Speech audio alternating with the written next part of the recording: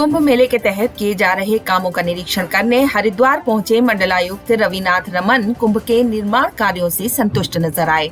रविनाथ रमन ने मेला नियंत्रण भवन में अधिकारियों के साथ समीक्षा बैठक के बाद मेला क्षेत्र में आस्था पथ, गंगा घाटों और पुलों जैसे स्थायी निर्माण कार्यों का निरीक्षण किया और अधिकारियों को जरूरी दिशा निर्देश भी दिए। उन्होंने कहा कि कोरोना महामारी काल में कुंभ मेले जैसा महा आयोजन पहली बार होने जा रहा है। ऐसे में मेला प्रतिष्ठान, जिला प्रशासन और पुलिस प्रशासन आपस में समन्वय बनाकर बेहतर ढंग से मेले को संपन्न कराने के लिए लगातार प्रयासरत हैं। जो प्रशासन से हमें निर्देश प्राप्त हो रहे हैं, क्योंकि आप जानते हैं वर्तमान में कोविड पैंडेमिक है, तो कोविड पैंडेमिक के मद्देनज़र ये इस तरह का जो आयोजन है ये पूरे विश्व में पहली बार हो रहा है। तो इसको किस स्तर तक इसको करना है, कितने इसमें तैयारियां की जो आवश्यकता होगी, उन्हीं सब पे चर्चा हुई है। और कोविड के दृष्टिगत उसमें क्या क्या हमें आवश्यक प्रोटोकॉल्स हैं, कौन से आवश्यक हमें जो सावधानियां हैं, तैयारियां हैं, उसकी आवश्यकता होगी। उस संबंध में जो यहाँ पे जिला प्रशासन है, मेला प्रतिष्ठान है और जो पुलिस अधिकारी हैं, उनके साथ में भी इसमें विचार विमर्श हुआ है। और इस संबंध में अभी जो भी फीडबैक मिले हैं, इस संबंध में शासन को भी अवगत कराया जाएगा और इसमें जो भी निर्णय आवश्यक होंगे, निर्णय लिए जाएंगे। हरिद्वार से न्यूज स्टूडियो के लिए सुमित यश कल्याण की रिपोर्ट।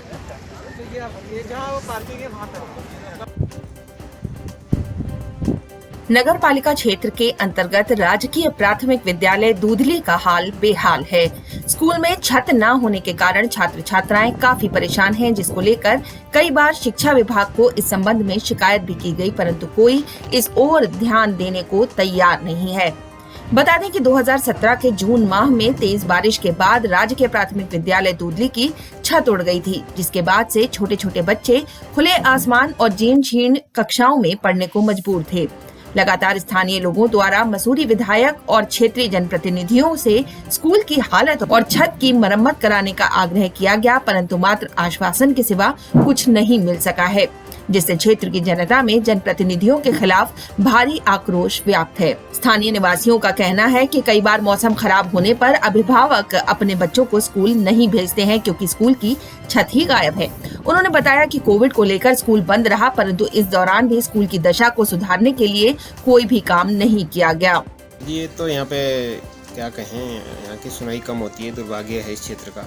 हम कई दफ़े विधायक जी से भी मिले इस मामले में, और 2017 में छत उड़ी थी।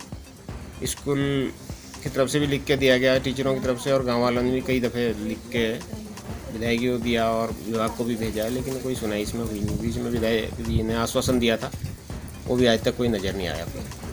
लोगों का कहना है कि एक ओर तो सरकार शिक्षा, स्वास्थ्य, सड़क आदि मूलभूत सुविधाओं के लिए बड़ी बड़ी बातें कर रही है, लेकिन राजधानी से मात्र 40 किलोमीटर दूर एक छोटे से स्कूल में हाल बदहाल है, तो दूरस्थ क्षेत्रों में स्कूलों की क्या हालत होगी। मसूरी विधायक गणेश जोशी ने कहा कि दूधली क्षेत्र की स्कूल की छत को ठीक करने को लेकर उनके द्वारा बजट स्वीकृत करा दिया गया था, परंतु अभी तक छत क्यों नहीं डाली गई, इसको लेकर वो जल्द शिक्षा विभाग के अधिकारियों से बात करेंगे। मसूरी से न्यूज स्टूडियो के लिए सुनील सोनकर की रिपोर्ट।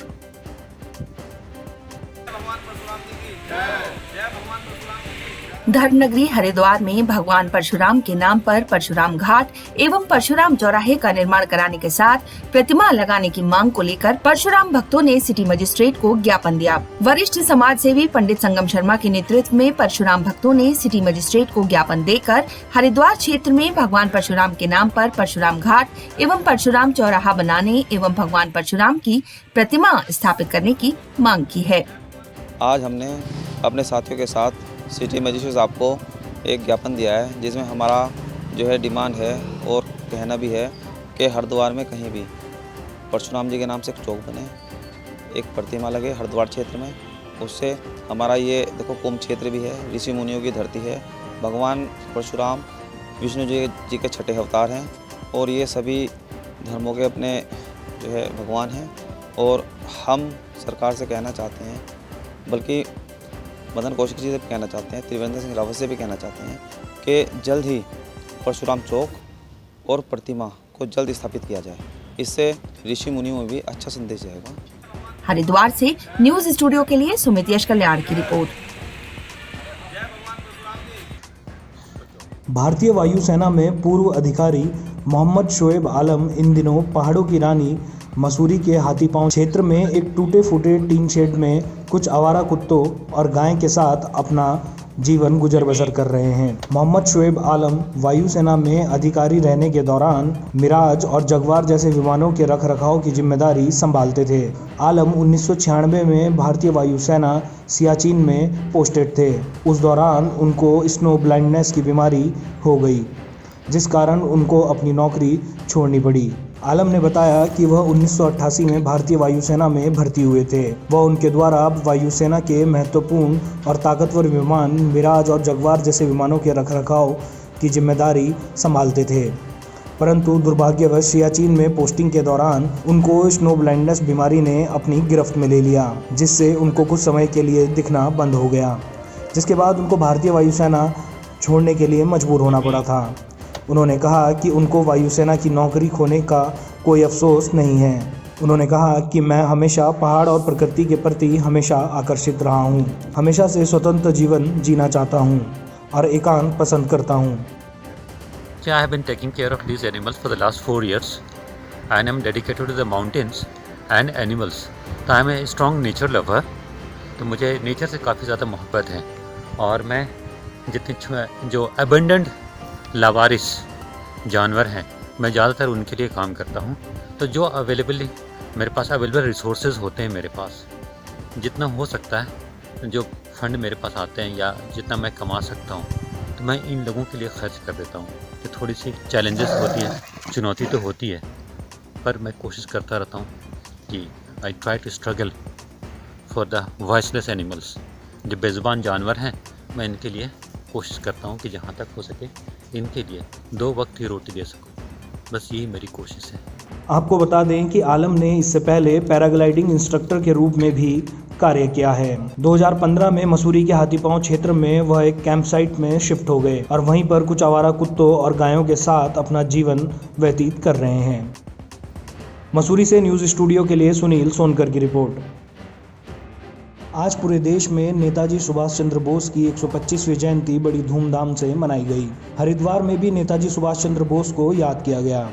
हरिद्वार के पंडित गोविंद बल्लभ पंत पार्क में श्री अखंड परशुराम अखाड़ा के नेतृत्व में एक कार्यक्रम आयोजित किया गया, जिसमें अखाड़ा परिषद के पूर्व प्रवक्ता बाबा हठयोगी महामंडलेश्वर समेत कई साधु संतों और समाज सेवियों ने नेताजी सुभाष चंद्र बोस को श्रद्धांजलि दी। इस दौरान संतों ने कहा कि नेताजी आज़ादी के सच्चे नायक थे। आज उनकी बदौलत हमारा वजूद जिंदा है। उनके चरित्र को अपने जीवन में शामिल करना चाहिए, जिनकी वजह से हमें यह आज़ादी मिली है। जनता को, अपने युवा समाज को यही संदेश देना चाहते हैं कि जो पूर्वज, हमारे श्रद्धेय पूर्वज, जिनकी वजह से आज हमारा वजूद जिंदा है, उनके चरित्र को अपने जीवन में धारण कर जो बड़ी बामुश्किल बहुत लोगों को शहीद करने के बाद जो आज़ादी मिली है, इसको हम बचा के रखें। तो सुभाष चंद्र जी बोस जी के बारे में सभी जानते हैं। इनके बारे में बोलना तो ऐसे हो जाएगा जैसे सूरज को दिया दिखाना, क्योंकि बच्चा जानता है सुभाष चंद्र बोस जी क्या है, इनका महत्व क्या है हमारे जीवन में। बस हम सभी लोग इकट्ठा इसलिए हुए हैं कि हम समझा सके लोगों को कि हे प्रभु, आप समझ जाइए मेरे देश के नौजवानों, इनके जीवन के चरित्र को धारण कर लें और इस देश की आज़ादी को बचा लें। नेता सुभाष चंद्र बोस जी के जन्म उत्सव पर जो जयंती का कार्यक्रम रखा है, सभी देशवासियों को बहुत बहुत बधाई, शुभकामना। और भारत देश के युवक बच्चों को एक ही संदेश है मेरा कि राजनीति अपनी जगह है, लेकिन जो देश के वीर शहीद हैं, जो वीर हैं, जो क्रांति महानायक हैं, ऐसे महान पुरुषों को याद में 2 क्षण कहीं भी अपना कार्यक्रम रखना चाहिए। भारत देश एक वीरों का देश है, जिन्होंने अपनी वीरता के कारण इस देश पे, इस ब्रिटिश गवर्नमेंट को भगाने का प्रयास करा। मैं तो सभी देशवासियों से चाहूँगा कि ऐसे महान पुरुषों की याद में 2 पल अपने बच्चों को जरूर बताएं और नेताओं से हटकर अपने परिवार की रक्षा करें, अपने देश की रक्षा करें। हरिद्वार से न्यूज़ स्टूडियो के लिए सुमित यश कल्याण की रिपोर्ट। दक्षिण कालीपीठ मंदिर के पीठाधीश्वर एवं श्री पंचायती निरंजनी अखाड़े के आचार्य महामंडलेश्वर स्वामी कैलासानंद गिरी महाराज का आज तुलादान उत्सव काली मंदिर पीठ में आयोजित किया गया। अखाड़ा परिषद के अध्यक्ष श्री महंत नरेंद्र गिरी महाराज के शिष्य आनंद गिरी महाराज ने संतों के साथ मिलकर तुलादान उत्सव का आयोजन किया, जिसमें कैलासानंद गिरी महाराज को फल, सब्जियों व मिठाइयों से तोला गया। इस मौके पर साधु संतों के साथ कैलासानंद गिरी के भक्त भी बड़ी संख्या में मौजूद रहे। तुलादान किया गया और तुलादान हमारे बहुत प्रिय और हमारे पूज्य नरेंद्र गिरी जी महाराज जो हमारे अखिल भारतीय अखाड़ा परिषद के राष्ट्रीय अध्यक्ष हैं, उनके उत्तराधिकारी हमारे बहुत प्रिय शिष्य पूज्य आनंद गिरी जी महाराज के द्वारा यह तुलादान किया गया। तुलादान हमारी परंपरा अनादिकाल से है। तुलादान का अर्थ होता है कि सभी जो हमारे कार्य हुए वह कार्य निर्विघ्न पूरे हुए और वह कार्य निर्विघ्नतापूर्वक राष्ट्र में, समाज में और देश में चिरकाल तक चलता रहे, किसी प्रकार का कोई विघ्न ना आए। तुलादान महोत्सव का आयोजन करने वाले निरंजनी अखाड़े के संत आनंद गिरी ने कहा कि किसी शुभ कार्य के पूर्ण होने पर हम तुलादान करते हैं। श्री पंचायती निरंजनी अखाड़े के आचार्य महामंडलेश्वर पीठ पर श्रद्धेय कैलासानंद गिरी महाराज का अभिषेक हुआ है, जिसके निर्विघ्न संपन्न होने के बाद आज हमारे द्वारा तुलादान उत्सव का आयोजन किया गया, जो साधु संतों की मौजूदगी में संपन्न हुआ।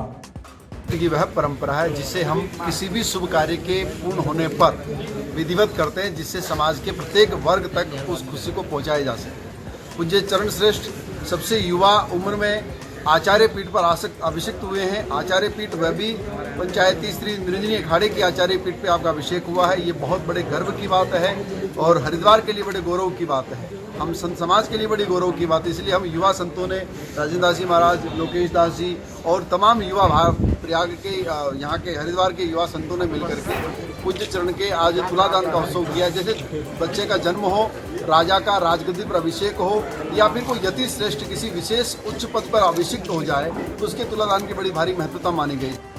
हरिद्वार से न्यूज स्टूडियो के लिए सुमित यश कल्याण की रिपोर्ट।